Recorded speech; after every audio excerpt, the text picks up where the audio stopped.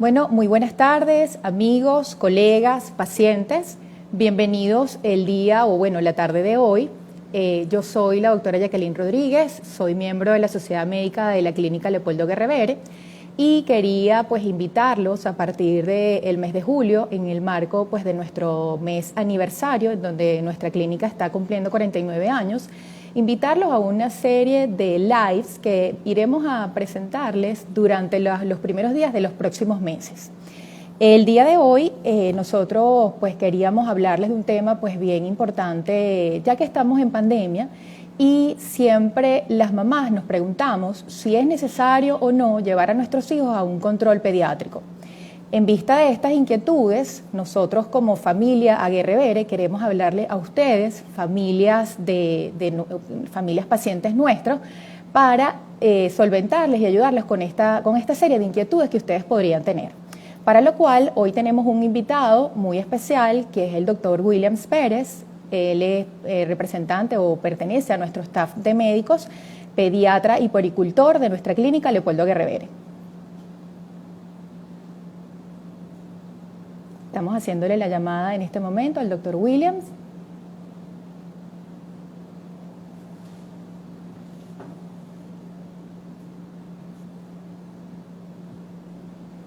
Aprovechamos la oportunidad para informarles a todos que estamos, bueno, pues en nuestro mes aniversario, en donde estaremos con muchas promociones y estamos iniciando con un descuento en hematologías, transaminasas y LDH en el laboratorio de nuestra clínica. Listo, doctor William.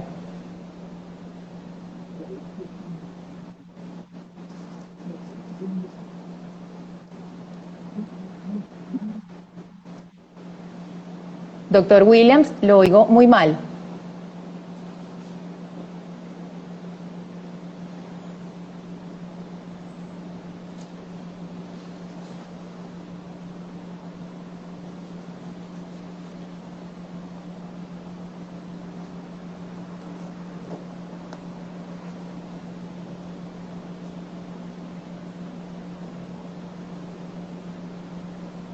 Estamos solventando unos pequeños problemas técnicos que tenemos en este momento, que no oímos al doctor Williams.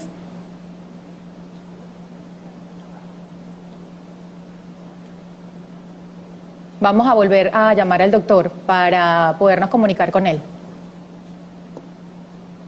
Es bien sabido, pues por todos, que el control de niños sanos es un control importante que deben de tener siempre los niños, porque en ellos podríamos nosotros intervenir tanto desde el punto de vista conductual, de alimentación, de vacunas, y es importante que tengamos en consideración si los debemos de llevar o no a un control pediátrico durante nuestra pandemia.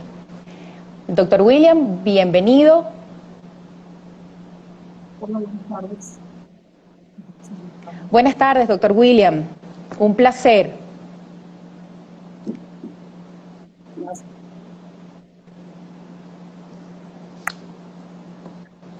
Lo oigo muy mal.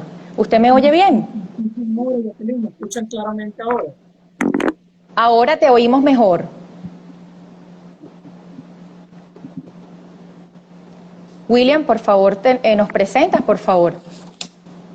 Sí, ¿cómo están? Bueno, yo soy el doctor William Pérez, soy pediatra en la clínica Leopoldo Guerrevere, tengo ya aproximadamente 18 años para estudiar. William, no sé qué está pasando con tu micrófono, pero te estamos oyendo muy mal. Se oye, la voz se oye como encerrada. No sé si es el micrófono o qué. Hace rato te oí mejor, pero ahorita te estoy oyendo mal.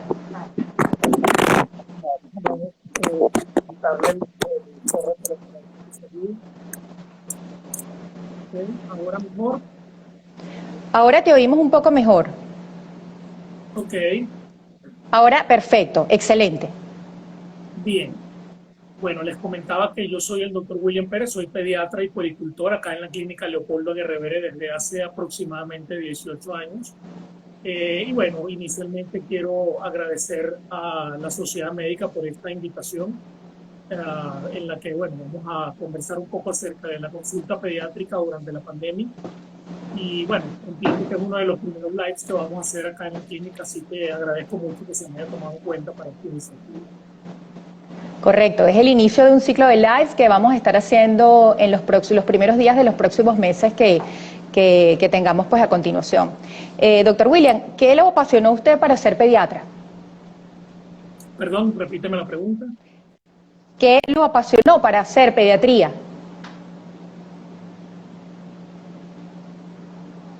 ¿Se escucha? ¿Me oyes, William? La conexión se perdió por unos segundos. Repíteme la pregunta, Ok, por favor. te quería preguntar ¿cuál fue tu pasión para tú decidir ser pediatra? Bueno, fíjate, eso tiene una historia bastante interesante, porque yo inicialmente cuando cursé pediatría en el pregrado no me gustó, me pareció extremadamente complicado. Habían demasiados números, demasiadas hidrataciones, demasiados cálculos, no me sentía a gusto con la pediatría en ese momento. Pero bueno, en nosotros en la Escuela de Medicina, en el último año de la carrera, hacemos algo que se llama el internado rotatorio.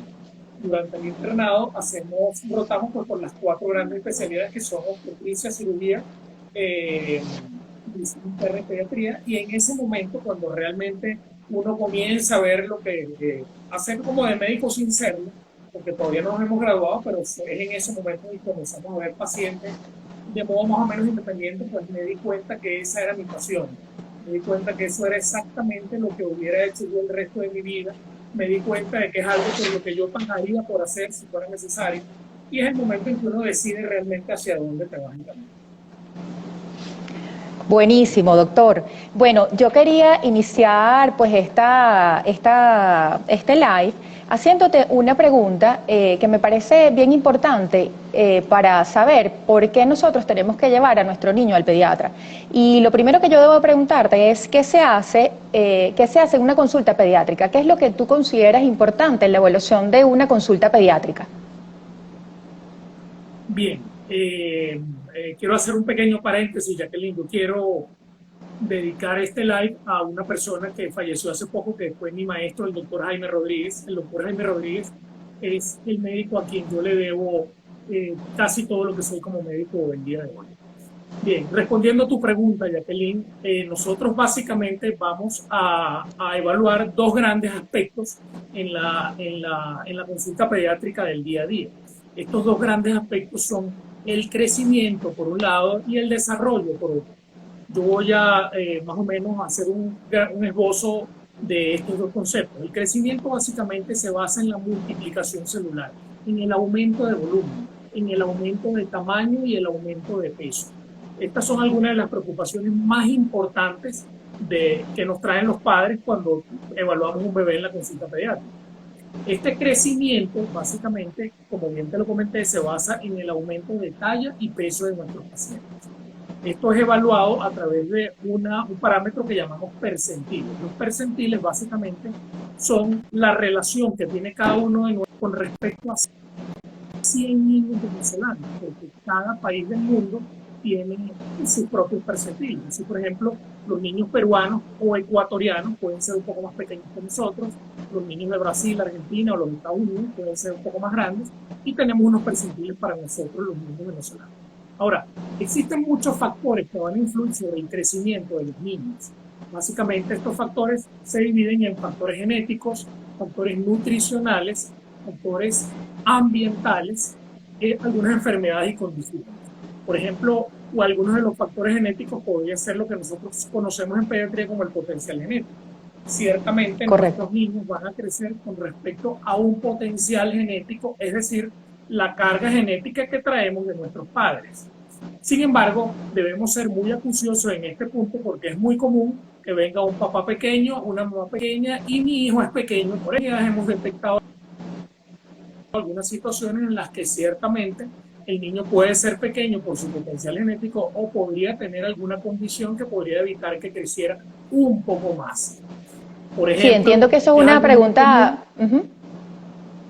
Disculpa, William, entiendo que eso es muy frecuente en la consulta pediátrica porque las mamás muchas veces se preocupan, mi hijo no está creciendo, o mi hijo, yo veo los amiguitos de mi hijo que son más altos que él es el último siempre, el primero en la fila porque es el más pequeño. ¿Qué decirles a esas mamás para que no se angustien o para que se angustien o para tomar medidas al respecto? Correcto, eso es una muy buena pregunta. Inicialmente es muy poco pragmático que las mamás comparen a sus niños, ¿no? Es una situación que se presenta con mucha frecuencia y yo se los comento mucho. Cada niño va a tener una velocidad de crecimiento diferente. Inclusive los mismos hermanos de la misma casa pueden tener velocidades de crecimiento diferentes. Pueden haber, como te mencionaba, factores genéticos, factores nutricionales, factores ambientales como el ejercicio, como el tabaquismo, quizás en los niños un poco más grandes. La ubicación geográfica puede intervenir en el crecimiento de algunos niños. Y la primera línea o lo primero que debemos hacer es evaluar a este niño a ver, número uno, cuál es su potencial genético, si realmente tiene un potencial genético más grande o definitivamente no tiene otra manera o no va a crecer de otra manera que su potencial genético. Número dos, vamos a ubicarlo en las tablas de percentiles y una vez ubicado en las tablas de estos percentiles, como te mencionaba, debemos evaluar si ciertamente es un niño pequeño, si ciertamente tiene un peso por debajo de lo esperado. Ciertamente es una de las angustias más comunes en los papás y mamás. Y debemos ir descartando las posibilidades del por qué este niño puede no estar creciendo adecuadamente. Por ejemplo, como decía un paciente mío recientemente, es que ahora está de moda que los niños pierdan calcio y bicarbonato. Nunca en la vida yo había escuchado eso. Cuando yo era chiquito jamás escuchaba esto. Y no, ciertamente no es que esté de moda, sino que ahora tenemos muchas más posibilidades, son mucho más factibles, es mucho más fácil diagnosticar los niños que pierden calcio y bicarbonato y tomar en cuenta esta intervención como una de las principales posibilidades en su falta de crecimiento o en su retardo de crecimiento convencional. La otra situación o el otro ámbito que evaluamos como pediatras es el desarrollo. El desarrollo de los niños ya no es una situación de multiplicación celular ni de crecimiento, sino de adquisición de habilidades. Nosotros evaluamos en la consulta pediátrica el desarrollo desde el punto de vista de las áreas motoras, de las áreas de coordinación, de la área social y del área del lenguaje. Es muy importante todos estos aspectos que te estoy mencionando, porque a través de todas estas intervenciones tempranas podemos modificar situaciones que eventualmente nuestros pacientes pueden corregir tempranamente y que podrían ser perjudiciales para el resto de su vida. Por ejemplo... Que eso siempre son diagnosticados en su consulta pediátrica, ¿correcto? Claro, claro. Nosotros como pediatras somos la primera línea de evaluación de todos estos problemas. Por ejemplo, es muy común en la pandemia que los niños tarden en hablar. Por mencionarte una de las áreas motora, básicamente el área motora evaluamos cuando este bebé se sienta, cuando se para, cuando gatea, cuando camina, ¿ok? Y eventualmente en la detección de alguna de estas dificultades para el sentarse, pararse, gatear o caminar, podemos tener un diagnóstico muy grande detrás de esta punta del iceberg. De hecho, algunas oportunidades esta interacción social nos puede costar tan grandotes como los síndromes del espectro autista, el déficit de atención o hiperactividad, que también se ha planteado como una situación de moda, pero ciertamente tenemos muchas más herramientas hoy día para poderlas diagnosticar. Asimismo, los problemas del lenguaje.